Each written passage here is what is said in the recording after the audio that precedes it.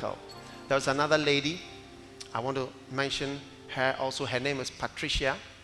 And she also, unfortunately, when she got married to a nice Christian husband, who were both going to a very big church in South Africa, I don't know what happened, but somehow her tubes were infected, it seems.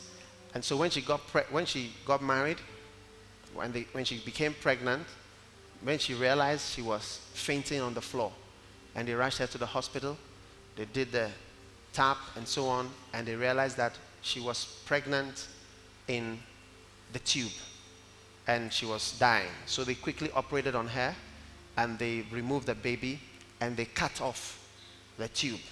A woman has 2 tubes. And then she went back home. That doesn't mean you can't have a child. You can still have a child, but you can only have a child from the left side because they have taken off the right. And so she went back home.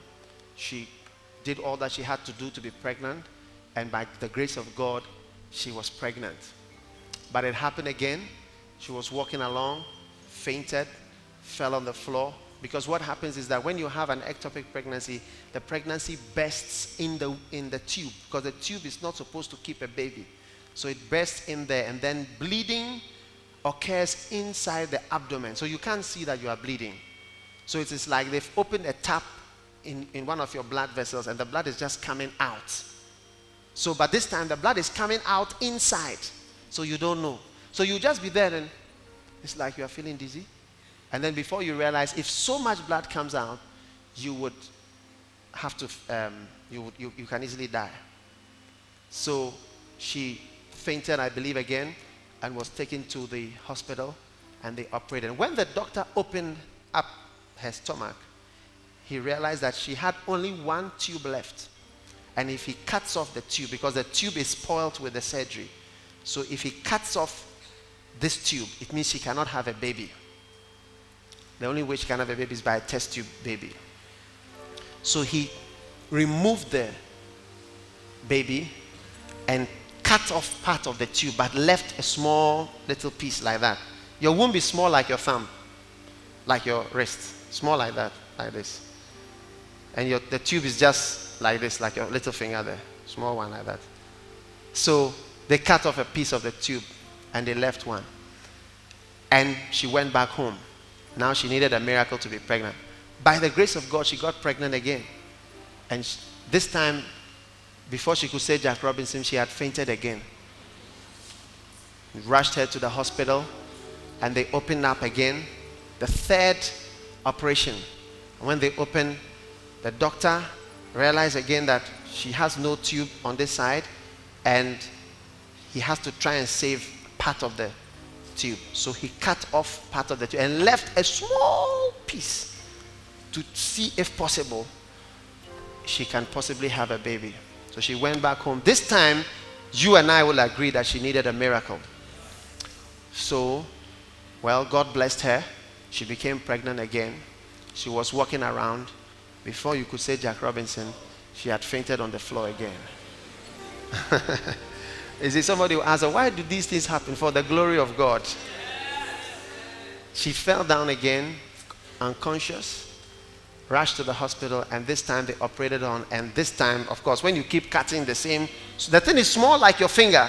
When you keep cutting it off a 3rd time, it was finished. So they cut it off and they tie and everything. So finished. No pregnancy. So when she got up from bed, they told her, these are the ways by which you can be pregnant. You can only be pregnant by a test tube baby. It costs so many thousands of rands or dollars.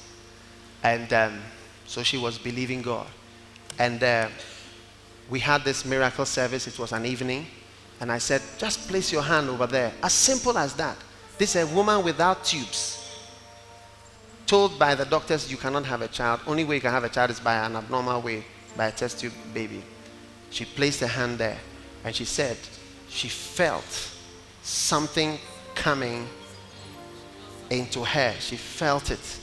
She felt the power of God, and she knew, just like people come and stand there and say that I knew that I was healed. And she just knew that the power of God had come into her. Ladies and gentlemen, I didn't even know about it, because there are many people sometimes who are healed, they don't even come or they run away. A year later, when I was there, I turned to my right, and here was a woman holding a baby. And I said, who is this baby? And then they told me right on stage that this woman, God gave her a miracle baby a year ago when you were there preaching. You prayed. She felt the power of God entering her. And she has a baby without tubes. And you know what? She went to the lady, she went to the doctor, and the doctor told her, you are going mad now. You know, sometimes when a woman wants a child, sometimes it can affect you so much, emotionally, psychologically.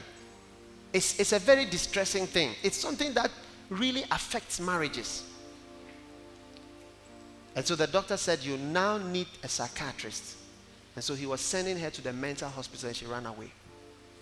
And she said, I knew that I was healed. And she was saying, tell me that that's not a miracle. I don't know how you can explain it.